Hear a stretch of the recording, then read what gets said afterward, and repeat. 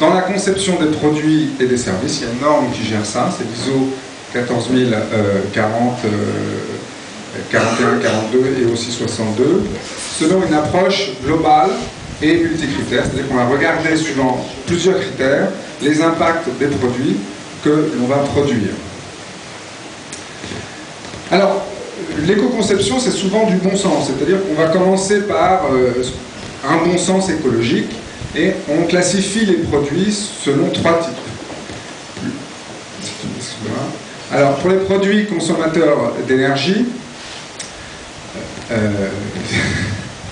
on va plutôt agir sur la phase d'utilisation. Alors, un exemple que vous avez là, c'est le téléphone Samsung Reclaim qui a divisé par 12 la consommation de son produit en faisant une alimentation électrique mixte, batterie plus panneau solaire. Il y a quelqu'un dans la salle qui travaille chez Arkelion, je crois, qui ont fait des eurodateurs qui fonctionnent aussi avec ce genre de panneaux solaires. Samsung a aussi, en plus, fabriqué une partie du produit à base de matériaux recyclés et de papier recyclé pour ces emballages. Donc ils ont fabriqué 80% de leurs produits avec des matériaux recyclés. Un autre exemple intéressant, toujours sur les produits consommateurs d'énergie, c'est le sèche-main Dyson, qui a un temps de séchage beaucoup plus court que ses concurrents et qui a diminué de 80% sa consommation d'énergie. Autre, vas-y, fais défiler les... encore, voilà. Autre type de produits, les produits jetables, qui sont à usage unique et qui sont de courte durée de vie. Donc dans ces cas-là, on a plutôt tendance à agir à la source, c'est-à-dire réduction des masses des matériaux, utilisation de matériaux recyclés. Vous avez ici plusieurs photos de produits où on va utiliser par exemple des biomatériaux, des plastiques qui sont issus de l'agriculture. On peut discuter de ça, c'est discutable. Est-ce qu'on peut utiliser des biomatériaux? Est-ce que finalement c'est pas pire que d'utiliser le plastique? Il y a pas mal de discussions sur ces biomatériaux en ce moment. Par contre, les matières recyclées, là vous avez tout intérêt à intégrer dans vos produits des matériaux recyclés et vous serez valorisé prochainement, lorsque l'affichage environnemental arrivera en 2011, vous aurez des gains lorsque vous utiliserez des matériaux recyclés. Tu peux passer? Ensuite, les produits... oui, encore, voilà. Alors, un exemple que BIC vient de sortir, tout le monde connaît les rasoirs BIC. BIC a produit ce rasoir avec un manche produit à partir de biopolymères, du PLA, chargé fibres de verre et talc. Ils ont réduit leur consommation, enfin leurs émissions plutôt de carbone de 27%. Ça ne veut pas dire que ce produit est plus recyclable qu'un autre. D'ailleurs, celui-ci ne l'est pas. C'est parce que vous utilisez un biomatériau qui sera automatiquement recyclable.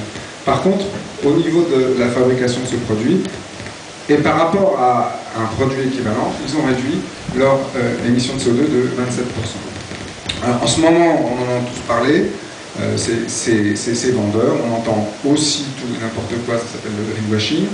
Bon, l'intérêt, c'est de prouver qu'on diminue nos émissions de CO2, et dans ce cas-là, c'est relativement intéressant. Autre type de produits, les produits qui sont... excuse-moi, tu peux ramener tout, voilà. Ok, on n'avait pas prévu de... J'avais pas prévu de... Non, reviens, excuse-moi. J'avais prévu d'avoir la télécommande, mais ça ne marche pas. Les produits qui ne consomment pas pendant l'usage, ne consomment pas d'énergie. Donc là, l'idée, c'est d'augmenter la durée de vie du produit.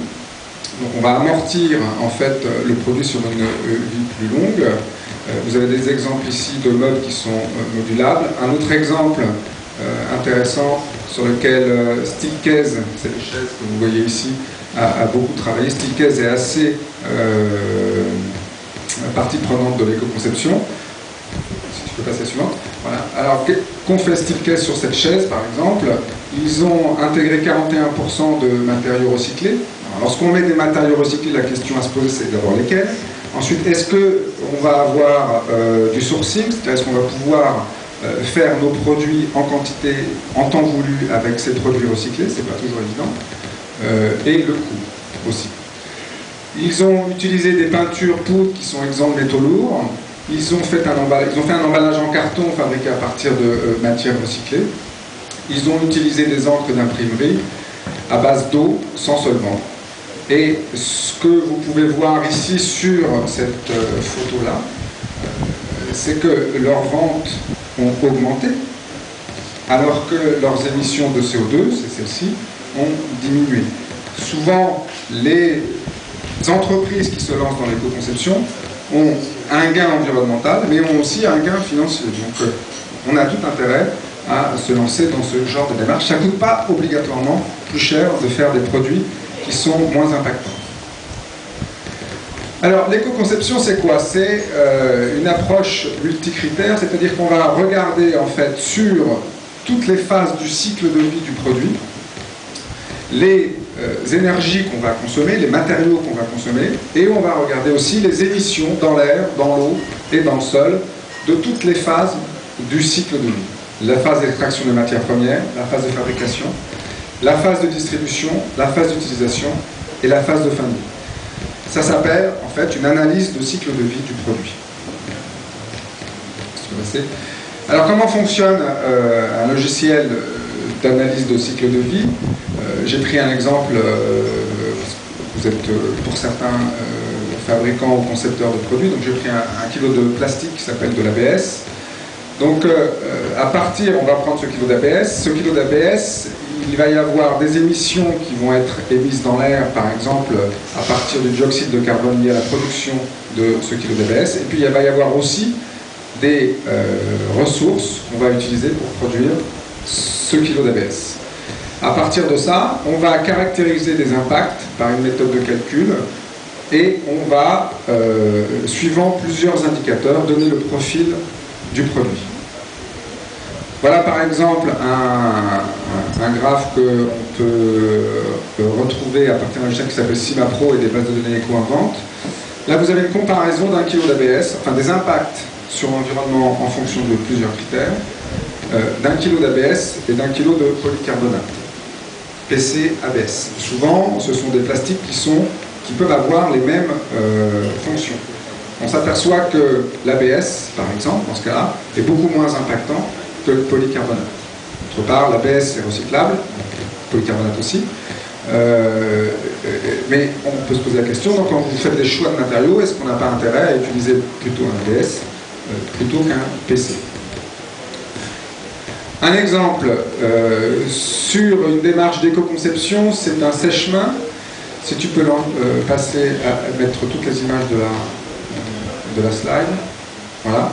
Donc sur ce sèche-main, on a recensé tous les matériaux qui font partie du sèche-main, donc de l'ABS, du nylon, du cuivre, etc. On a recensé le transport, d'où vient mon sèche-main, eh bien, il fait 10 000 km par mer ou par air. La puissance de la motorisation et le cycle de fonctionnement, 5 minutes par jour, 300 jours par an, pendant 3 ans. À partir de ça, on va donc entrer les matériaux et les quantités, si tu peux tout mettre.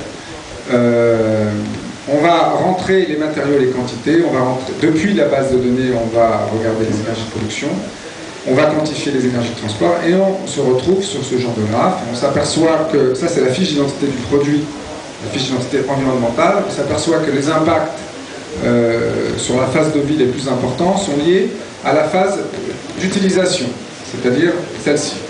Donc l'idée, une fois qu'on a fait la fiche d'identité du produit, c'est de voir ce qu'on peut faire pour réduire ces impacts. Si tu passais, alors, vas-y, mets tout. Donc cette entreprise a décidé de à trouver une solution pour diminuer la consommation d'énergie pendant la phase d'utilisation et ils ont mis un ionisateur. Le ionisateur permet de diviser le temps de séchage par 2.